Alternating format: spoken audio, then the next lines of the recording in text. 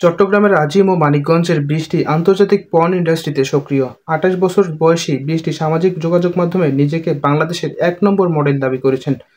তবে বাস্তবে তিনি আন্তর্জাতিক পর্ন সাইটে জনপ্রিয় পারফর্মার। ২০২৪ সালের ১৭ মে তার প্রথম ভিডিও প্রকাশের পর মোট ১১২টি ভিডিওতে ২৬৭ মিলিয়নের বেশি ভিউ হয়েছে। বৃষ্টি ও আজিম একাধিক আন্তর্জাতিক ওয়েবসাইটে ভিডিও প্রচার করে থাকেন। তারা সামাজিক যোগাযোগ মাধ্যমের অ্যাকাউন্টগুলো ব্যবহার করে নতুন কন্টেন্টের লিঙ্ক শেয়ার করেন এবং দর্শকদের টেলিগ্রামে যুক্ত করার প্রচারণা চালান।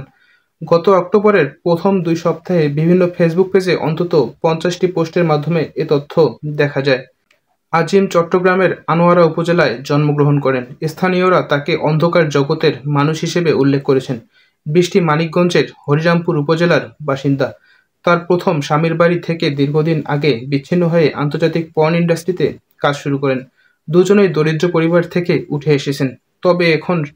তবে এখন সামাজিক যোগাযোগ মাধ্যমে তাদের জীবনযাপন খুবই বিলাসবহুল। আজিম বলেন, আমার বাবা ও মা, পরিবারের সবাই জানে আমরা পর্ন ভিডিও বানাই। পুলিশের রেকর্ড অনুযায়ী গত ২৫ আগস্ট আজিমকে মাদক সংক্রান্ত মামলায় গ্রেপ্তার করা হয়েছিল। তবে কয়েকদিনের মধ্যে তিনি মুক্তি পান। তারা আইনশৃঙ্খলা বাহিনীর নজরে না এলেও বাংলাদেশ পর্নোগ্রাফি নিয়ন্ত্রণ আইন ২০১২ অনুযায়ী এ ধরনের ফৌজদারি অপরাধ। তদন্তে দেখা গেছে বৃষ্টির টেলিগ্রাম চ্যানেল খোলা হয়েছে, যা যৌথভাবে পরিচালনা করে থাকেন তারা।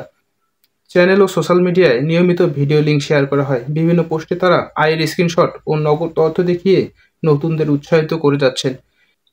বৃষ্টির ফেসবুক ও ইনস্টাগ্রাম অ্যাকাউন্ট যথাক্রমে ৪৯,০০০ ও ১২,০০০ ফলোয়ারে সমৃদ্ধ। উভয় অ্যাকাউন্টে বাংলাদেশের নাম্বার ১ মডেল দাবি করা হয়েছে।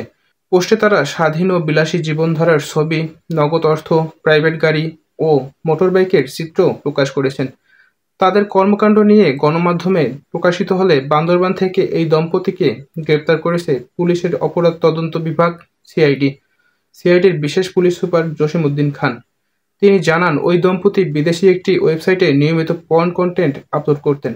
তাদের পরিচালিত চ্যানেলটি বিশ্বের জনপ্রিয় পর্ন সাইটগুলোর মধ্যে শীর্ষস্থানে উঠে আসে। অনুসন্ধানে জানা গেছে তারা বাংলাদেশের ঘরে বসেই ভিডিও ধারণ করেন, সম্পাদনা আপলোড করতেন। বাংলাদেশের পর্নোগ্রাফি নিয়ন্ত্রণ আইন ২০১২ অনুযায়ী পর্নোগ্রাফি উৎপাদন ও বিতরণ একটি ফৌজদারি অপরাধ। এই যুগল শুধু নিজেরাই অপরাধ করছে না, বরং অন্যদেরও এই পথে যুক্ত হতে উৎসাহিত করেছেন। বাংলাদেশে বসে পর্ন ভিডিও বানানো এবং প্রচারের একটি নেটওয়ার্ক গড়ে উঠেছে।